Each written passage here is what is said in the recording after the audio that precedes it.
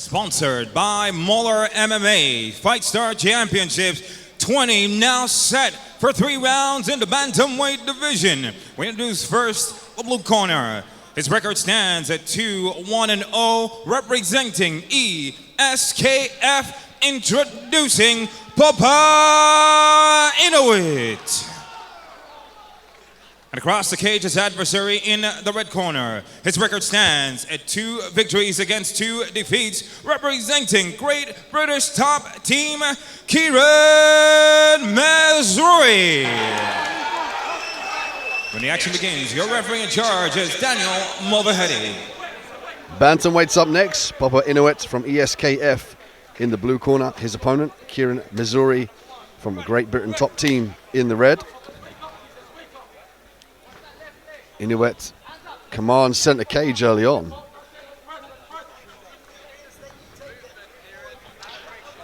I'll be really interested to see if Kieran goes in for a takedown and takes this to the mat in his last fight. He did get a rear naked choke in the first round. And Mezroui does have a lower stance here, faking the level change. It would suggest that he's maybe trying to load up for that shot, but he's got to set out with the hands. Nice work. There it is, level change into a double here up against the cage. But Popa's smart. He's lifting the body up so that he can't get those hands locked. Kieran's got to reach through, change levels again.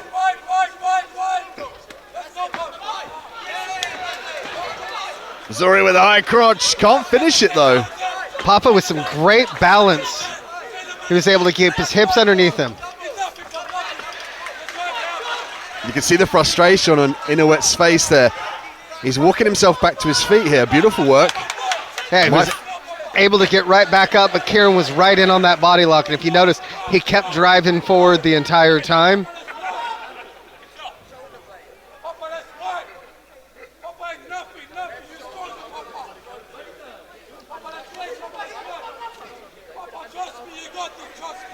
Mezroui in the top position here now. He's got to be careful of the sweep. Might look to skip that left leg out and then command side control in those exchanges when Popa tries to sweep off of his bag. And with his hands down on the mat right now, he doesn't have the opportunity to throw strikes, so he's kind of just holding him in place. He needs to look to actually swim those arms out, because right now he's just holding him. As you notice, and his corner's screaming for him to swim his arms out.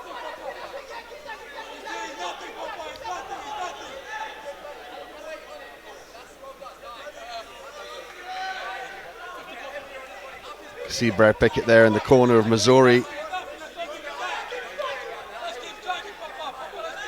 And Popa's been doing a good job of not taking any damage because he's controlling basically both arms as he's trying to get his hips underneath him. He's now moved his way from center of cage over to the wall to start wall walking to get up.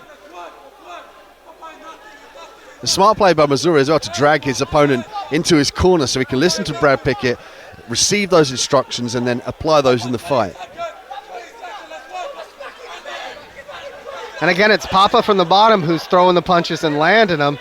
Kieran's got to look to, if he's trying to take the back, he needs to actually work to climb up and take the back. As it is right now, he's just kind of holding Popa in place.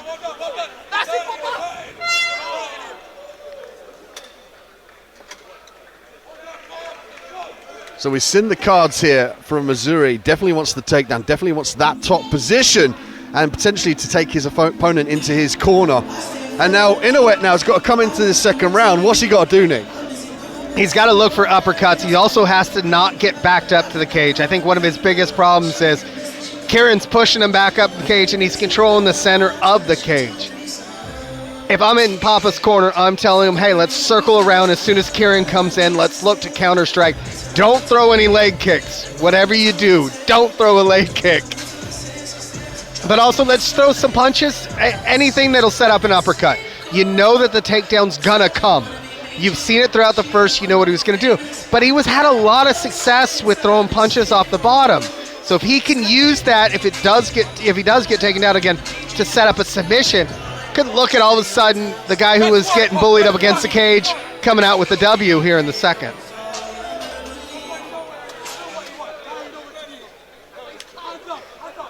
Round 2. Bantamweight action. Inoue with the green tight shorts. Mezroui with the black and red tight shorts. Oh, head kick from Mezroui. Popa charging forward and gave the body lock up there, Nick. And that was just it. Is when he came in, his arms were up, able to just scoop right underneath. The key is, did he learn from that first round on what he's going to do as far as be aggressive from bottom? Of course, under this amateur rule set, he's not able to throw elbows, so the damage is kind of limited, especially with the larger gloves here off the bottom position. Yeah, because you can't really get a ton of power behind any of those punches.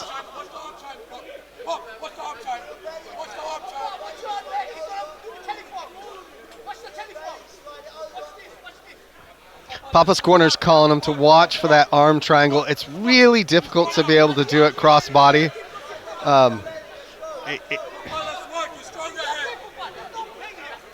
So Inoue, his arm that's in jeopardy here is the right arm, right from the head and arm triangle.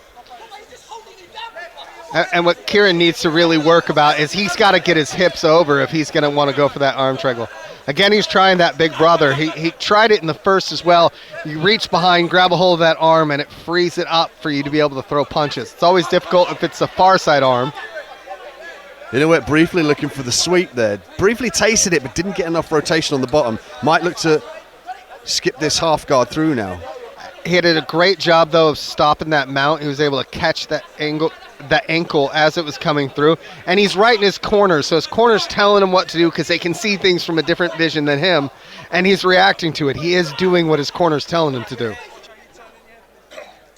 Mezroui in the top position now. Nice shoulder pressure. He's going to look to separate for strikes with the right here, but I like the way he's keeping this position. He's got control of the head and the arm, and he's following Inoue around on the mat. I mean, I would like to see Kieran maybe go to half guard and sit on that leg. Now he's gone into mount. And can Mezroui get the separation here and posture up and land on those punches? Inoue might look to kick off the cage. And Inoue doing a good job of controlling the posture here. Looking to see, okay, where can I buck? How can I move? I mean, in this position, you've got to bring that head down a bit, and if you've got a strong bridge, you can bridge into a reversal. But for the most part, I don't see a lot of guys with that strong of a neck and then that technique to be able to pull it off. Mezroui here, he could use his forearm in the throat here of Inoue to try and get some separation to posture up. At 10 seconds left in the round, I mean, he's winning the round for sure, but the damage is not there.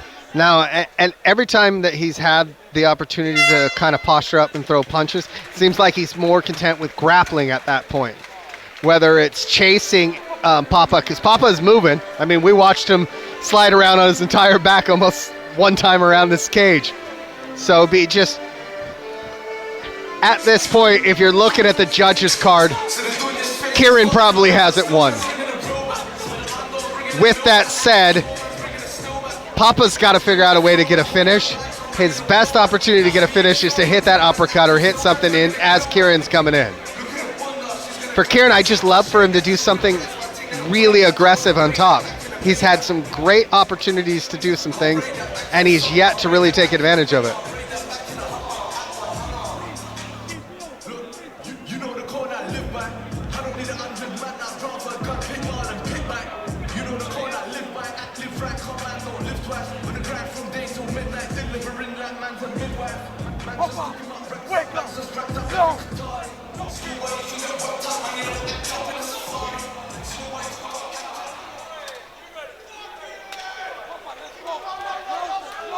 And here we like to see more active anti-takedown strikes from Inoue.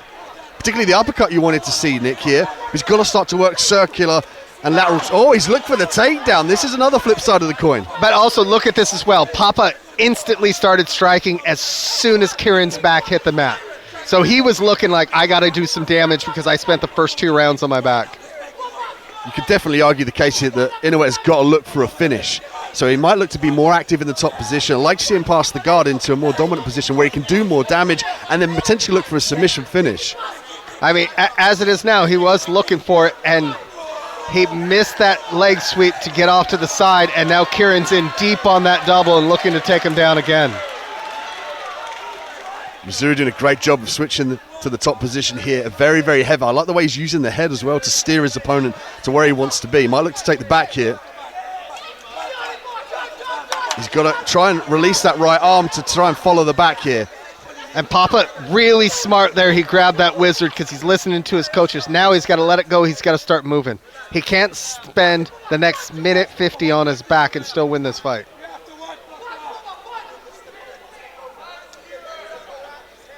Ionut now in the same position off of his back, looking to fight back to his feet. Clasping onto the leg for dear life here. But he's got to look for the hip escapes and reversals, the sweeps in this position. Potentially might even scoop himself back to the cage and cage walk, but he can't afford to fall foul holding on to his opponent here, just pulling him on top of him. Yeah, at this point now, he's trying to not take damage where he needs to take the risks now. At a minute 20, now is the time where you just go, okay, well, I'm either going to lose on the scorecard. Valiant attempt here from Ionut for the sweep again, but didn't get it. Might be looking for the underhook here. He's pushing the hip away. Which is smart, trying to get back to a better base. And at this point, Popa can look to give up his back maybe to get to the turtle position and then look to stand up from there. He keeps trying to lock onto that leg, but that's not going to allow him to stand up, and it's not going to allow him to sweep. He's got to move.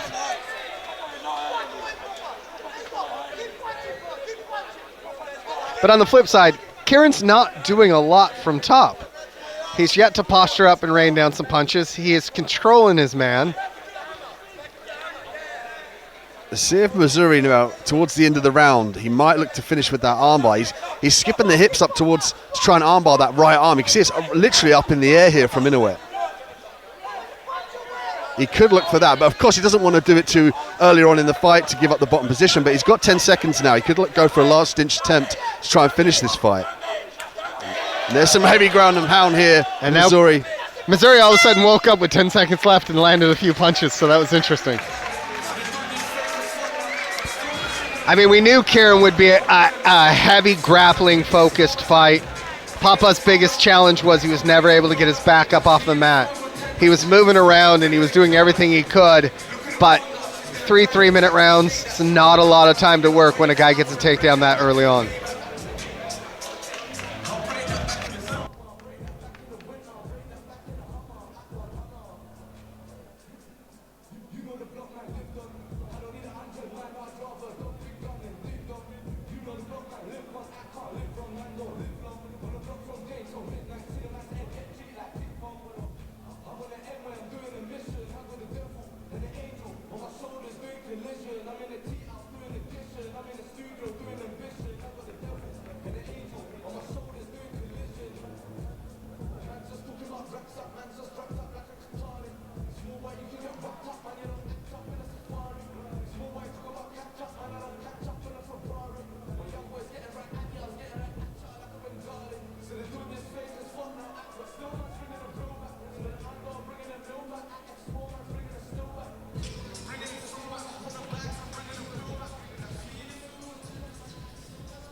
Ladies and gentlemen, once again, a round of applause for both warriors this evening. Come on. 3 round, and we go to our judges who see the bout the same, declaring your winner by unanimous decision in the red corner, Kieran Mezroui.